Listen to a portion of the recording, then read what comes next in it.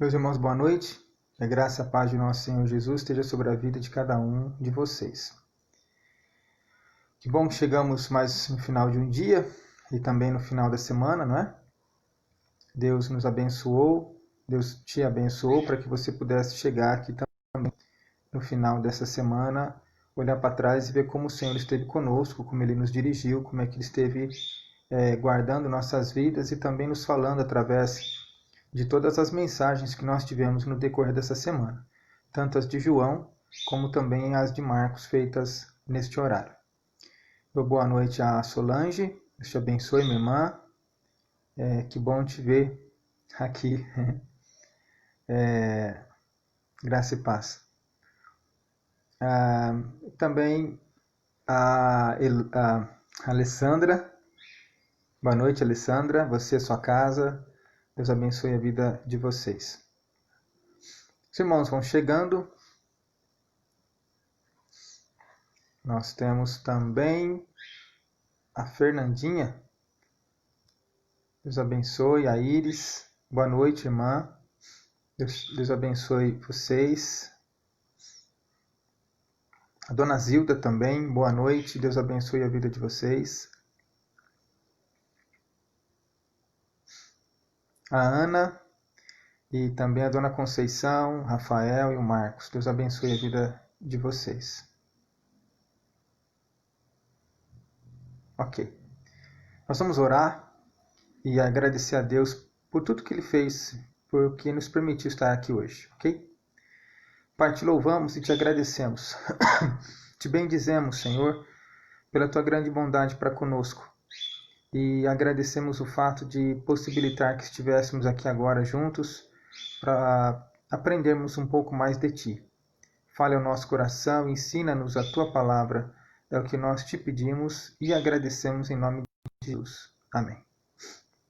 Meus irmãos, deixa eu ver se entrou enquanto eu estava orando. Não, beleza.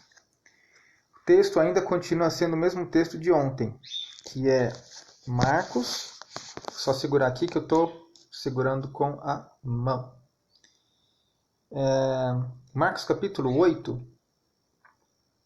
Vamos pegar aqui apenas o versículo 34.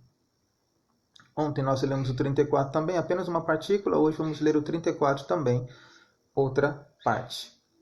Boa noite, Andréia. Deus te abençoe. Marcos capítulo 8, versículo 34.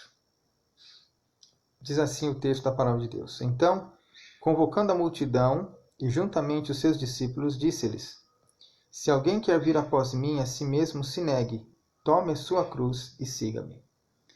Ontem nós falamos sobre o se negue, né? A frase negue-se a si mesmo ou se negue. Hoje vamos falar do tomar a cruz. Tomar a cruz aqui, você se recorda que Jesus, a partir do momento que Pedro faz a confissão, Jesus já fala então que um pouco mais adiante ele seria deixado nas mãos dos escribas e fariseus. Estes o levariam à condenação e ele morreria e ressuscitaria no terceiro dia. Então os discípulos já estavam sabendo, talvez eles não entendessem ainda, mas eles já estavam cientes de que Jesus estava caminhando para a morte. E aí, nesse confronto que ele faz com o povo, ele estende a sua morte, vamos dizer assim, para quem quer segui-lo também. Então, tomar a cruz significa literalmente estar disposto a morrer por Jesus. E essa é um dos aspectos do cristianismo, irmãos, que nós pouquíssimo falamos, ou que quase nada está na nossa mente. Obedecer a Jesus, ser leal a Jesus, ser fiel a Jesus, mesmo que isso custe nossa própria vida ou a vida de nossa família. Não sei se você já parou para pensar nisso. Nós, por enquanto, estamos num país com liberdade religiosa. Mas há de chegar um tempo que essa liberdade religiosa terá fim. E a igreja será realmente perseguida. Eu não sei se é no nosso tempo ou se é mais à frente. A igreja será duramente perseguida.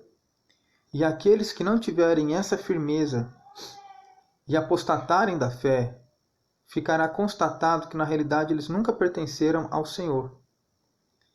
E não serão confessados pelo Senhor na presença do Pai, quando este ali estiver. Isso é muito importante. Amar a Jesus sobre todas as coisas. Amar a Jesus do que a própria vida. Amar a Jesus mais do que a um filho, mais do que a um marido, mais do que a uma esposa, mais do que pai, mais do que mãe. É isso que ele está dizendo. Ele não está falando para não amar filho, pai, mãe, esposa, irmão, marido. Não é isso.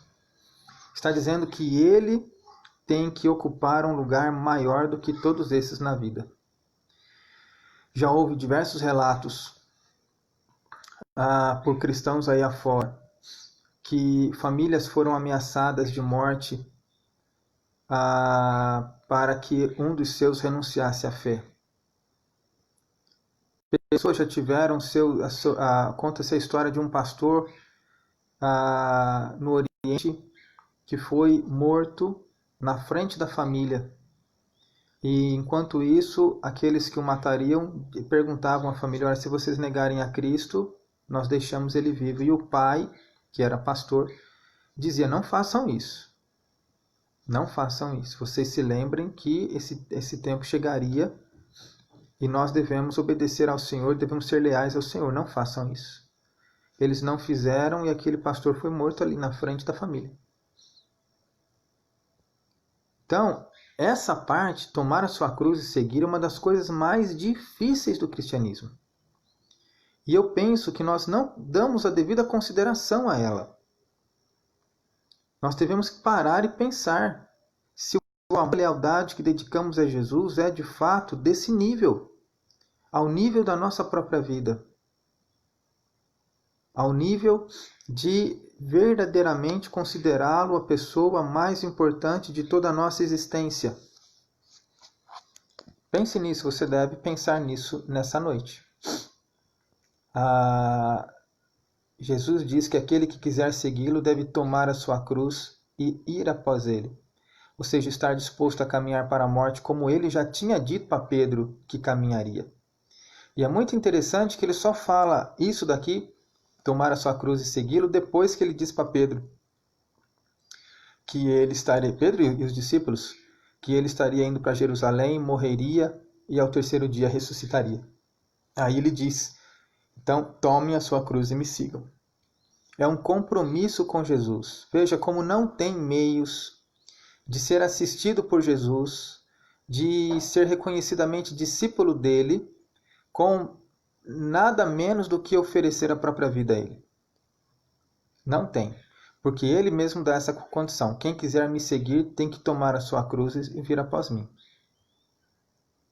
Nem ele leva a nossa cruz. Tome a sua cruz e me siga, é o que ele diz. Ele leva os nossos pecados, mas os desafios para seguirmos a Cristo é uma decisão de cada um de nós. De estarmos firmes, de enfrentarmos, de vencermos para a honra e glória dele. E aí se faz a pergunta: você ama Cristo dessa maneira? Consulte o seu coração. Você ama Cristo acima do seu esposo, do seu marido, dos seus filhos, do seu filho pequenino? Você ama a Cristo? Você o tem como a pessoa mais importante de toda a sua história? Se ele não for a pessoa mais importante da nossa vida, vai chegar lá no dia e ele vai dizer: olha, eu não te conheço. É importante que Jesus seja a pessoa mais importante da nossa vida. É importante que ele esteja no centro do nosso viver e da nossa história. É importante que nós possamos olhar para ele e entender que ele é o centro de tudo, para onde convergem todas as coisas, inclusive a própria razão da nossa existência e da nossa história. Que você possa pensar nessa noite e aplicar o seu coração a desenvolver o lugar de Jesus como o lugar mais importante de toda a sua vida.